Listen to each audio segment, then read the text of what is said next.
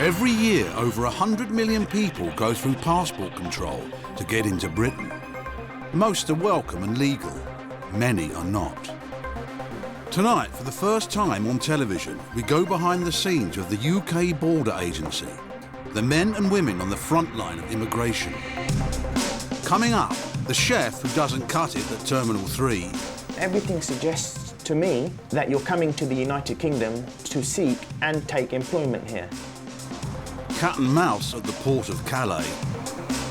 Nationality? Iran? Iran.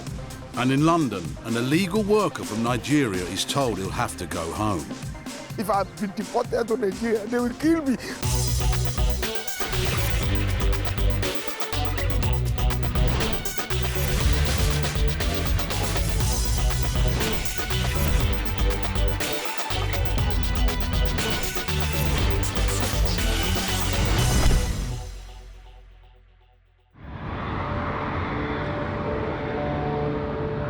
Terminal 3, Heathrow, the UK's busiest port.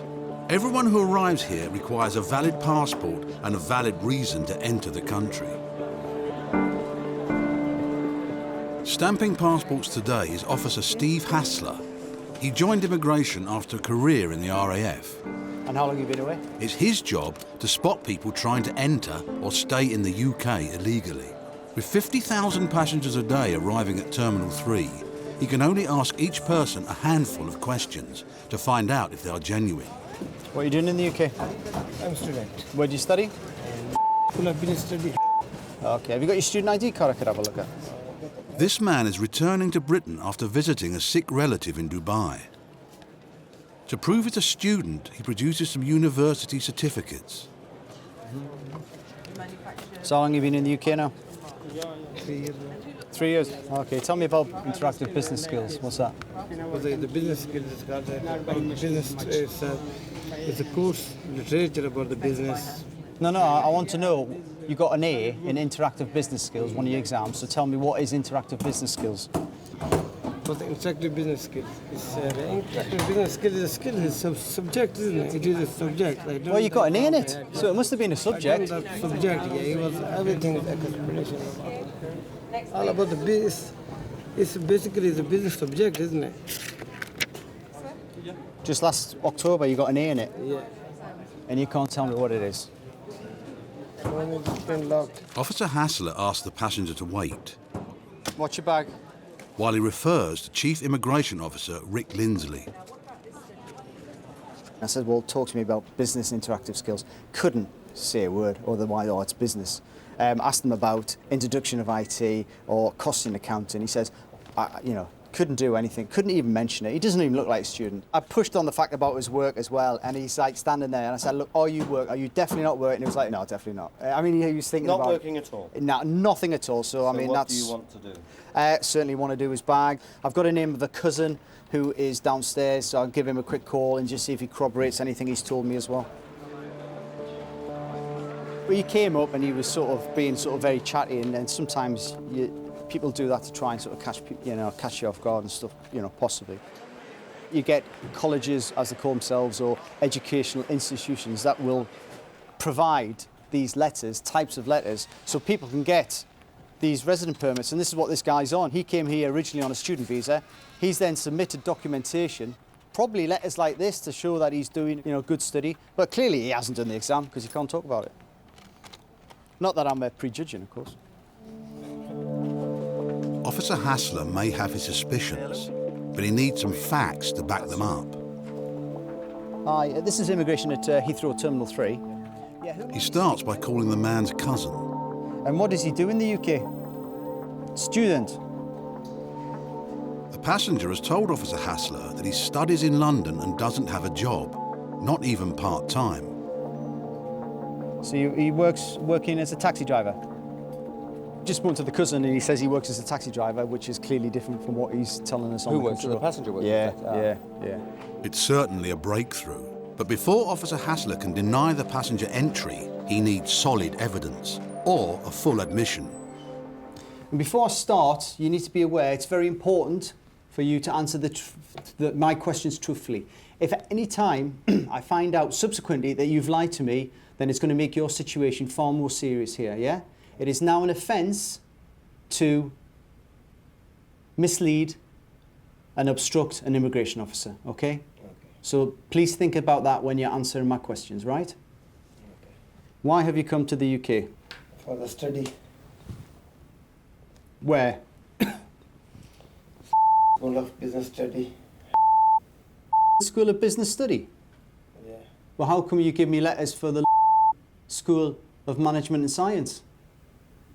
Yeah, School of Management. Sorry, I am.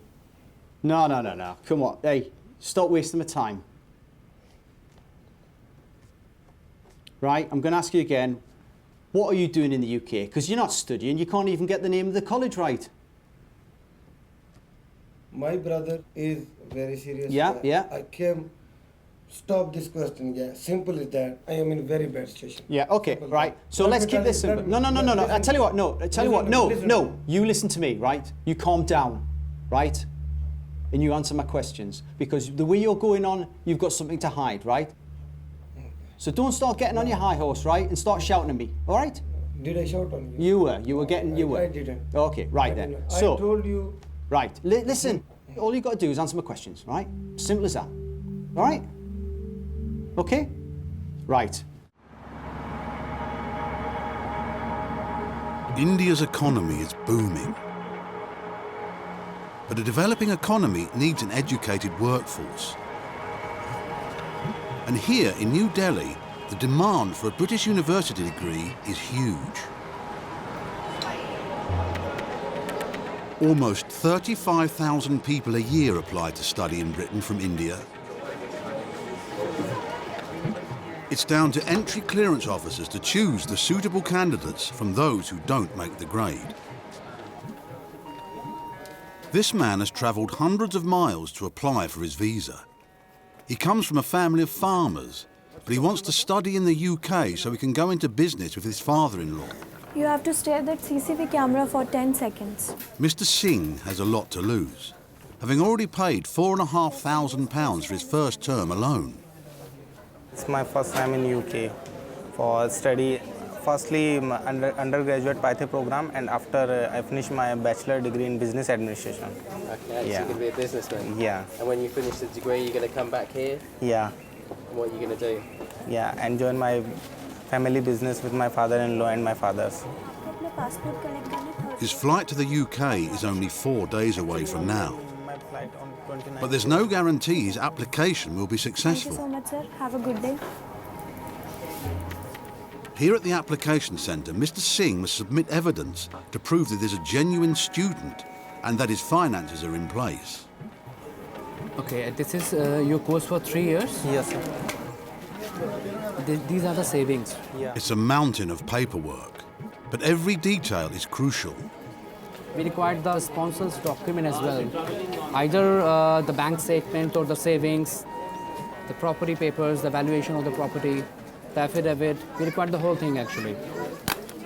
He has everything he needs, but one part of his application is not up to scratch. His basic English score is below average. If the visa team don't think he'll be able to understand his course, they'll refuse him the visa. The money spent on fees could be lost.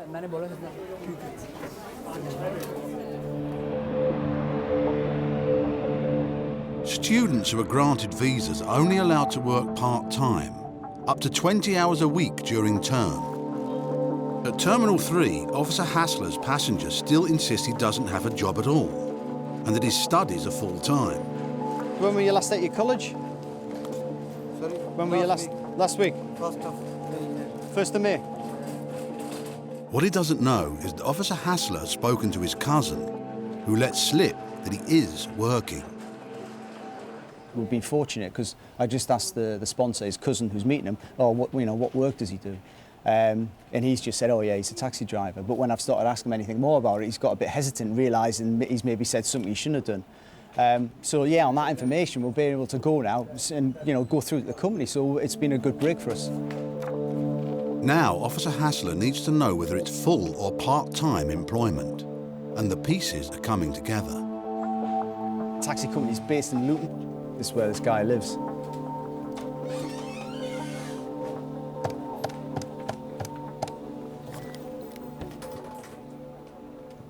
Hi, is that the taxi company?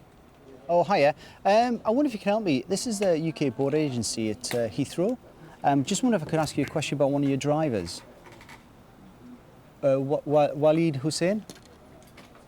So, I mean, does he come on at a particular time or is it just any time?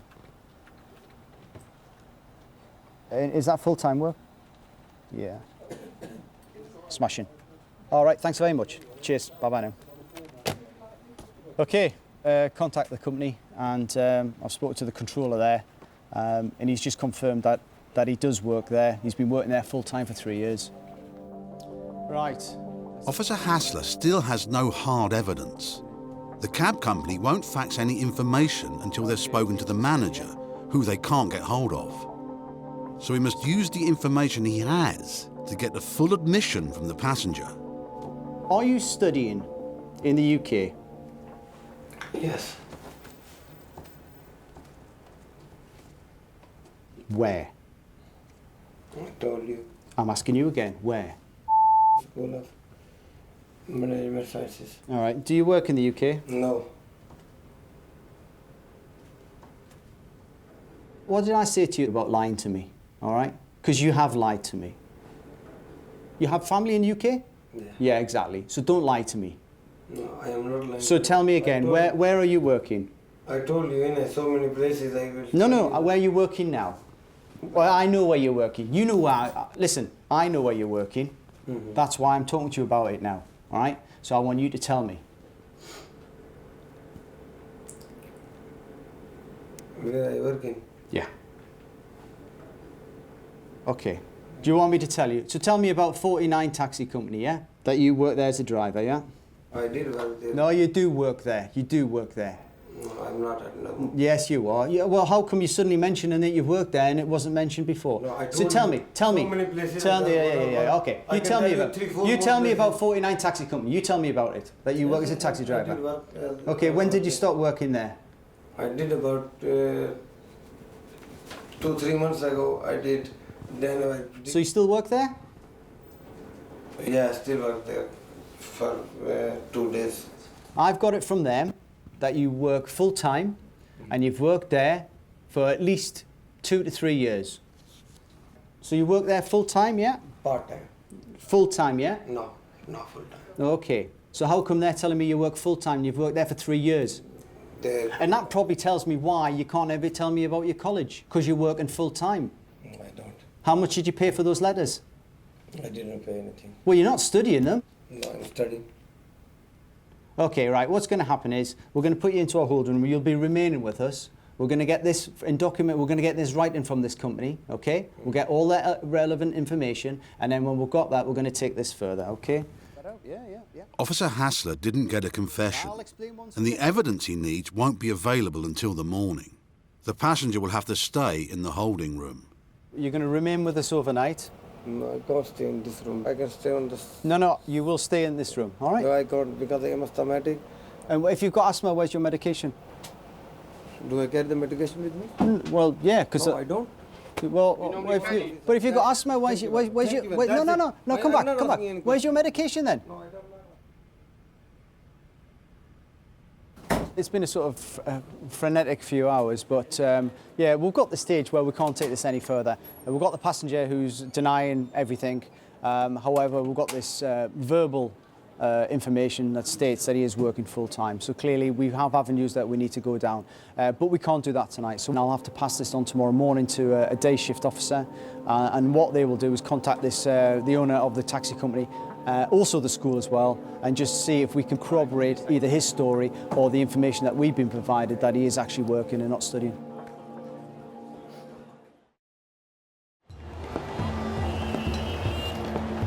In Delhi, almost 200 student applications a week are vetted at the British High Commission. For Mr. Singh, who wants to study in England, this could be the most important interview of his life. His flight leaves in just 3 hours. Entry clearance officer Dan Brown will be taking his case. Man Singh, please. Man Singh. He's a 19-year-old student with no evidence that this guy speaks English. So we'll have a chat with him and see if his English is good enough to be able to follow the course. Morning, sir. How are you? I'm fine, sir. Okay, sir. But if you don't understand me, you have to tell me. No. Do you understand me? Yeah. So how long will you stay in the UK? For my higher education, according to 3 years. Where will you study? Yeah, Hertfordshire. So. Can you tell me about the structure of the course? My father-in-law supporting me for fees and my residence and all costs. But tell me about the structure of the course. 20 pounds, 20,000 pounds, and in second and third year, fourth semester. Okay, let me stop you there. I'll ask you the question in a different way. Can you tell me about the course that you will study in the UK? Mainly reason after I want to study in UK, and after study I will join my family business and Okay, so if you can please take a seat at the back, I'll consider your case and speak to you again shortly. Thank you. He's spending a lot of money, a lot of his father-in-law's money on going to the UK, and he couldn't tell me anything about what he was going to be studying. And I would expect that if he's spending so much money and he's really keen on studying, that he'd be able to tell me something about the course, and he could tell me absolutely nothing. It's not looking good for Mr. Singh. Mr. Singh, I considered your application today, but I'm not satisfied that you meet the requirements of the rules this time, so I'm going to refuse your application. Do you understand? Yes. Mr. Singh won't be catching his flight today. Instead, he must explain the £4,500 down the drain to his father-in-law.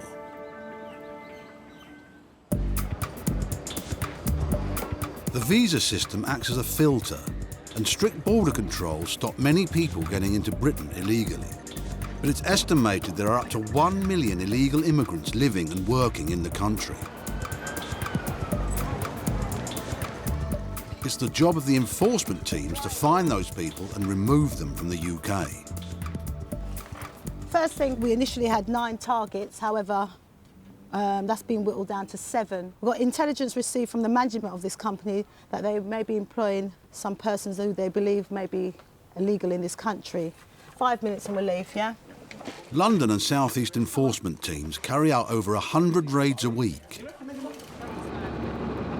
This morning, they've raided a cleaning company and arrested 2 workers they believe are in the country illegally. One is a Nigerian whose visa has expired. The other is from Ghana, but there is no record of him entering the UK.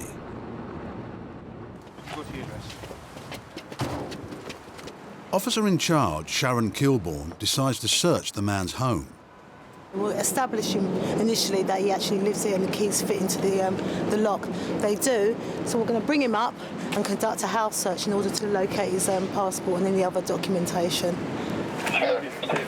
Where's your bedroom? Where's your bedroom? Upstairs. Upstairs. Bedroom's upstairs. You take him to your bedroom, yeah? Last year, 25,000 illegal immigrants were removed from the country through enforcement. But the immigration teams are not allowed by law to remove someone without travel documents. They must have proof of the person's country of origin. We've now verified that this is the person's room. If he gives us a passport, once we find that, we'll be out of here. The team only have a photocopy supplied by the man's employer. This gentleman has a passport. A legal authority has certified it as being a true document. If they took this to his employer, of course they're going to give him employment because it's been certified by a solicitor. These are the problems we have all the time. Tell us if your passport is here. Saves us searching the whole room. Right. I said it first. To be honest with you. Honesty is the best. We love honesty. We love that. To be honest with you. Yeah. When my brother was leaving. Yeah. He told me everything in the lawyer's hand. He handed over. This gentleman here originally said that his passport was with the Home Office. We've done checks. It's not with the Home Office, so we're going to check his details here. And now you're saying it's with the your solicitor, yeah? He said It's with your solicitor? No, I said I can give my solicitor number to you for you to ask. All right. Yeah, because Right, so where is it then? I don't have any idea. So you don't have any idea? Yes. Right, have you reported it to the police? No, to be honest. Why not? Has it been lost then? So if you don't know where it is... Do you know what? If I had £1 for every time I heard someone lost their passport and never reported it to police, I'd be a rich woman. Yeah, that's what I'm saying. Since my brothers, because everything was with my brother. I just said to you, where's your passport? And you said, to be honest, I have no idea. But you just said now it's with a brother that's not really your brother. My brother have that case, he have everything. Sorry, you know what I mean? Oh, hold on. Got another photocopy of something here. I always give everything. It's a copy of his Ghanaian passport. Right, this was issued on the 1st of February 2007. Yeah, that's the when you Right, where did you get this from? In Britain, this country or Ghana? This one? Yeah. In this country. From this country? Yeah, when my brother was just sending everything. So you wasn't here when you got this passport issued to you from... Yeah, I was here. You was here To be in honest. 2007? Yes, I was. To be honest, yeah? To be honest. Yeah. At the moment it looks like the passport may not be here. I think... So this gentleman will probably be asked to report on the immigration bail. That'll be decided by the arresting officers. The team know that without a travel document, they cannot remove the man from Britain. Their only option is to grant him temporary release. But you have to report every week, you understand? Right, thank you very much. Otherwise you'll have problems if you get stopped again by the police or immigration. Right. Okay? All right. He'll be reporting to us until we can get a document and a removal date for him, and then he'll be removed back to his country of origin. So for him, if he's ever apprehended again, there won't be no release for him. He'll be detained until he's removed. Nearly 1 million trucks a year come through the port of Calais carrying goods into Britain. Over 400 British immigration officers work here at the French border, checking that freight is all the trucks are carrying.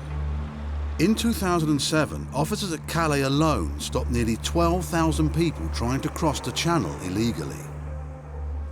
Officer Gary Caldwell has been working the Calais beat for 3 years. It's his job to find and stop the illegal entrants, known here as clandestines, before they cross the French border. We've just received a call from Amos Cook Security, which is a French firm that conduct searches down at the berths here. They've searched the lorry that they think they found 5 clandestines in, so we're going to make our way down now, have a look at it. The clandestines may have breached the port fence and got into the lorry whilst it's been parked down here. First, Officer Caldwell must make sure that the clandestines aren't carrying any weapons. No sharps? No? No. Yeah? No? Okay. Yeah, what we've got is it's a level load of white goods, as you can see.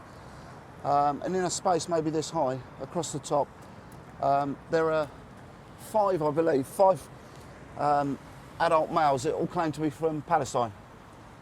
We're going to move them down one at a time. We'll refer the circumstances to our CIO, and then they'll make a decision on whether or not we're going to serve illegal entry papers on these people. You're first. He just said to me everybody likes England, which is why they're trying to make their way across there right now. Come on, don't worry too much about that, Wayne, it's only spitting. Please follow the signs for your correct immigration zones. Please complete... 10 a.m. Terminal 3. Mr. Wajid Hussain? It's been a bad night for the passenger who says he's a student and claims he doesn't work. He's been detained in the holding room for 13 hours. And now officers have written confirmation from the taxi company that he's been working full time. He's refused entry and told to be put on a plane in 2 hours. But he has a wife and 2 children living in Luton. He asked to see the Chief Immigration Officer, Matt Dyson. Sometimes I think they believe that if they talk to the senior officer, he's going to turn around and be more sympathetic. But to be honest, you know, this decision's been through 2 CIOs now, so it's not a decision I'm looking to overturn at all. So, but we can all see what he's got to say. Do you want to come and have a quick chat? I'm the chief, yeah? We'll just nip outside. What's up? I just want to make a request Mm-hmm. that I got my wife and my daughters, 2 daughters in Luton, yeah. And I just want to request you personally for the bail. I'm not saying your decision. No, as it stands, I'm not willing to entertain any releasing you at the moment, okay? You can do that. If you wish to appeal. No, I'm not granting you temporary admission. I think that's what you're asking for, isn't it? Temporary admission. No, because I think if I gave you temporary admission, you probably wouldn't come back. I will give you Well, but you don't appear to have followed our rules up to now, do you? Now, I've read this. The case against you is pretty strong, okay? I don't think you're studying. You don't know anything about your course. If any guarantee you want, I can bring the No, 2, 3 people. I can't with really do that. British. I mean, I can understand why you're concerned about your wife and daughters. Well, no, I mean, you're concerned about your wife and daughter, but obviously, I have to balance that concern with the fact that, you fall well short of re-entering as a student. And also, you didn't seem to think it was a problem going on holiday and leaving your wife and daughters here, did you? No. So it's not as if, I think that they're in any danger. My brother is dying with the cancer, leukemia. He's fighting for his life in hospital. That was the reason I went to leave my wife and my kids. Right. As whilst I can understand you want to see your wife and children, I'm not going to be letting you in, I'm afraid. If you want to pursue the appeal, that's up to you. You can never divorce yourself entirely from the decisions you make. But in the end, you have to look to your job, and you have to look what is the right thing to do according to your job. Now, you should never, ever divorce yourself from being sympathetic towards people. And just because somebody falls short of the immigration rules doesn't automatically make them a bad person. Now, as far as we can gather, this guy is working too much, and he's not studying as he claims. Okay, and his whole basis of being here, and also of having a family here whom he supports, is as a student. And the bottom line is, if he's not doing it, then he shouldn't be here. And that's the law, and that's a policy made by government, not by me. My job is to apply it correctly. The passenger did lodge an appeal before Chief Officer Dyson's team could put him on a plane. After a week in a detention centre, he was granted temporary release. He's still in the UK, waiting for a removal date. Back at Calais, an Officer Caldwell is on a roll. There's another report of a lorry with clandestines on board. We've got 3 clandestines in the vehicle in front, believe it or not. It's gone mad. No, yes. I need your photograph. I can come up and get it if you like. Okay? And him. Come on, fella. Nationality? Iraq? Iran? 2 Iraq, 1 Iran. Okay. Nationality? Iranian? Iraq. Iraq? Passport? Passport? No. No, papers. Passport. Papers? Let me see. Oh. Yeah. Okay, from the French police. Ali Kalen? Yes. Yeah? Yes. But what we look at is how secure the vehicle was, what measures the drivers and indeed their companies take to prevent clandestines breaching them. So we'll speak with the drivers to establish what if anything, they've done to protect their lorries, and then we'll consider setting penalties if we think it's appropriate after that. Clandestines now, that we'll take their photographs and fingerprint them. We'll consider or not whether they've committed an offence. We'll serve them paperwork confirming that. And once that's done, we'll hand them to the French police, who will remove them from the area.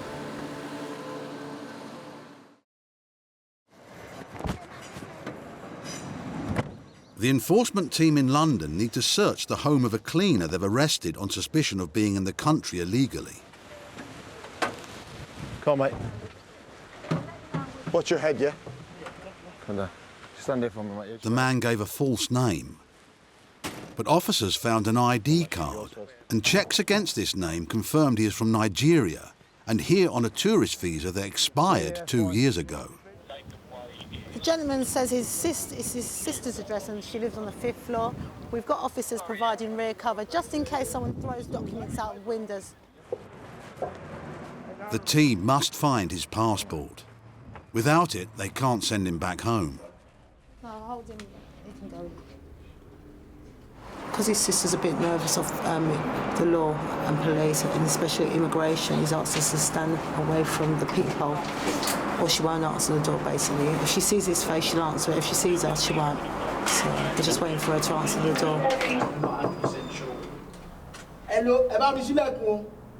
Hello, ẹ ṣílẹ̀kùn o. Wọ́n á mú wa ń bíṣẹ́ ni o. Wọ́n dẹ̀ náà fẹ́ wọlé o. Ẹ kọ̀ ṣílẹ̀kùn ni o. Don't open the door, immigration going to arrest you. Yeah, basically. That's what he's saying. Can you let me use your phone? I'll call him. I'll call her. I will explain what is happening. Excuse me. I will explain what is happening to her. She will open the door. Let me just. She's just only afraid. Tell her if she doesn't open the door, we'll smash the door in. Let me use the phone. Do it in English. Yeah. I'll tell her what is happening.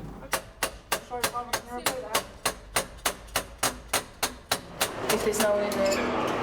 Because she might not be there, innit? Hello, Lucy! It's the Home Office. Open the door! We're not going to go away, so you need to open the door now! We don't want a false entry unless we're sure it's his address. Because we don't, obviously we've only got the power to force entry into his address and we're not 100% sure. So we're not too keen on kicking the door in. Is your passport in there or is it in a different address? Is there a passport in this address? Your passport in there? You remember? No, my passport. My passport is not here. Where is your passport? My passport is for a long time. It has been returned to Nigeria from those who have taken it. That's not what you said earlier, is it? Sonny, I don't believe you. You can check it. You know how to check it from your computer. Check it by yourself. You will see everything there. So you've got another, you're saying you've applied for another visa, is that what you're saying? You mean my visa? Why have you returned your passport back to Nigeria? It is because, so... Just a short story, please. Why have you returned it back to Nigeria? Why?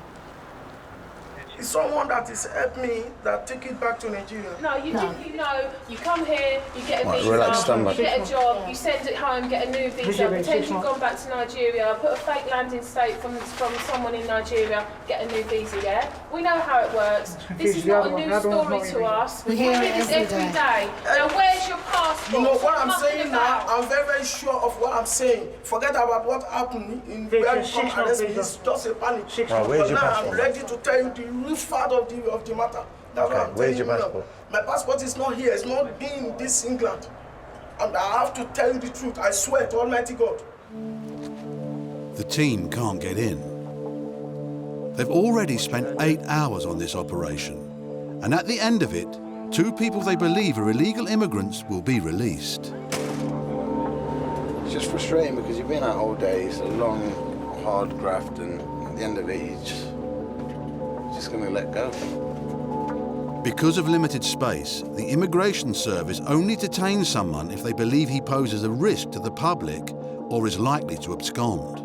All they can do with the Nigerian is take him back to base to record his details. Right, we'll start off with your right hand, so come around here. Excuse me, sir. Can I ask you a question, please? Yes. Never commit any offense, any crime in this country. Right, okay, listen, mate, we're going to give you... I'll tell you why we're taking your fingerprints. Very straightforward. Okay, now listen, let me explain to you. You're not legally here. And we have the right to take your fingerprints, okay? Yeah. If you don't allow us to take them, we can take them by force, okay? It's a lot easier for you to just let us take them. Don't go to the police. These go into an immigration database, but they go on an immigration database all around Europe. So you go to any other country within Europe, claim to be somebody else, they can test you and you'll come up on your fingerprints, okay? It's in order to know maybe I've committed a crime. It's not because you've done a criminal offence, no. Just do what go with me, yeah?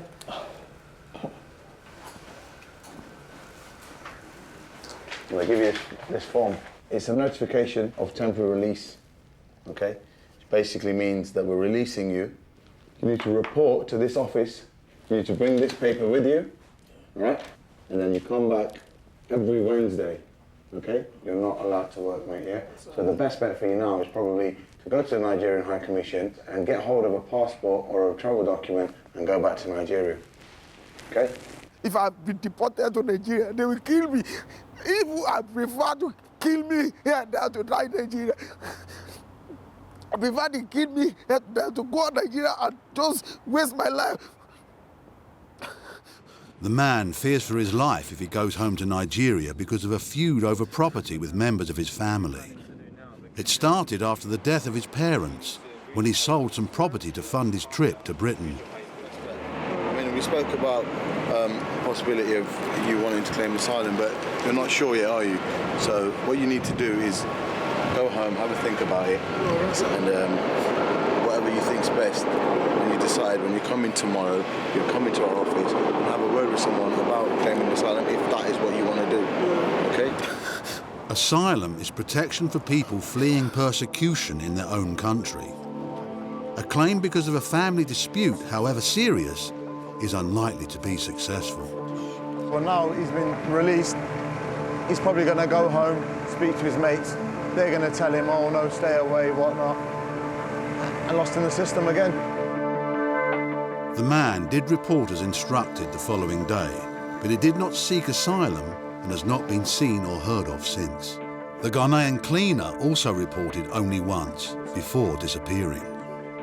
Both men have been circulated as absconders on the police national computer.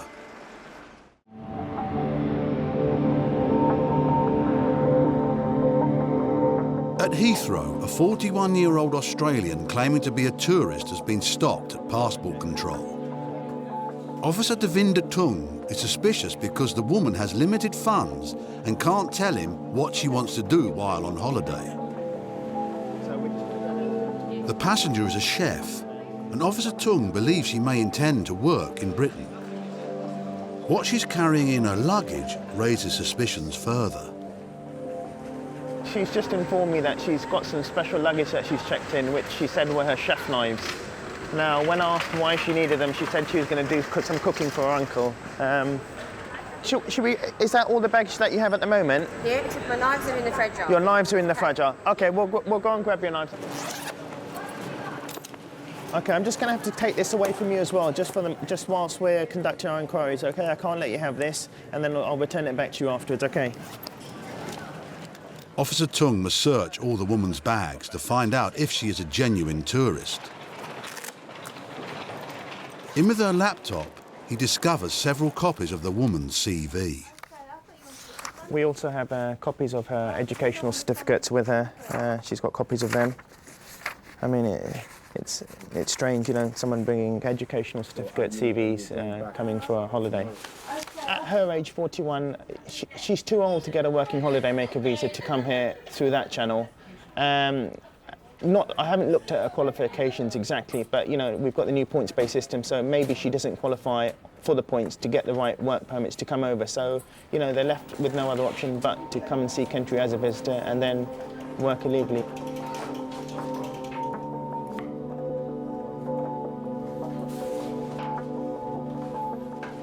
And can I ask you what this is? What's this? It's a CV that I use how I get working. This is how I send to my employers. This goes electronically. Whose CV is it? Mine, Robin Cameron's. Why are you bringing them with you? They're always in my back on my laptop. They're always there. They're always there? They're always in my bag, yeah. So many copies? You've got about 25 copies of your covering letter. Yeah. And there must be maybe the same amount of CVs. When I'm looking for work, that's what I send them. Always looking for work, but you always get bits and pieces. You're always looking for work? Yeah. Why are you carrying your chef knives with you? Because I'm going to cook some food for my friends while I'm here. I take them everywhere I go. Can you not use their knives to cook food? No, because they're blunt. You always cut. No. Why not? No, because people. I can't. Because you're only going to cook for friends. How many friends do you have here? You have. Yeah, but even when I'm at home in Sydney, You have I an take them to uncle. people's house. Yeah, you have an uncle to cook for. Yeah. And you have Julie to cook for, and another. Yeah. So there's 3 people. I don't like using anyone else's knives. It's a personal thing that I've had my own knives. People's knives are normally blunt. Okay. I mean, looking at what we've looked at so far, everything suggests to me that you're coming to the United Kingdom to seek and take employment here. But I can't get a working visa here. Yeah. No, I can't work here. But no, everything suggests to me that you are, because, I mean, why else would somebody carry a CV with them? You have 3 friends here. Yeah. And you bought your chef knives to cook for them. But if you could understand what it's... I do understand, but... The chefs are like... You're not cooking... Unless you plan to cook in a professional kitchen, You don't need to bring your knives with you. If I go to my dad's house, I take my knives. If I go to anyone's house to cook for them, I take my knives. So do you have any intention of working here? No, I don't. No, okay. What does she say about the knives and the No, certificates? well, certificates, she said, well, she always carries them around with her wherever she goes. She's always looking for work. I said, you're always looking for work. You're planning to work here? No, I'm not planning to work here. I don't buy this thing about taking your chef's knives everywhere you go. And you don't take your certificate. No, you don't. When did you last take yours on holiday? No, and it's not just one. There's a few copies of each. It's not just like, you know, she's got different coloured one. Here we go. This is her CV. her? That's her, yeah. No, she's looking for work, isn't Oh, she? she's definitely looking for work, yeah. Nope. Sorry. Yeah, I've checked RDs. There's a flight out tonight at 2100 or something. Fitting well? Yeah, she's fitting well.